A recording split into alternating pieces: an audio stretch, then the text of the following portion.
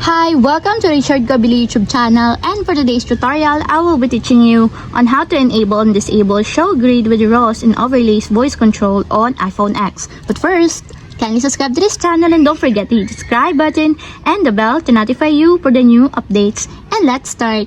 Using your iPhone X from your home screen first, go to Settings. Then in the Settings, scroll down and find the Accessibility and then Top.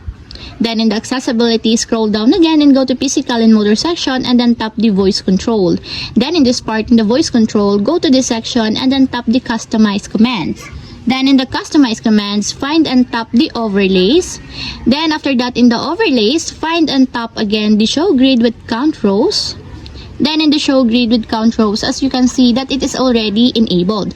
But you have to activate also the switch button under the confirmation required to fully enable the show grid with count rows in your overlays until it becomes green.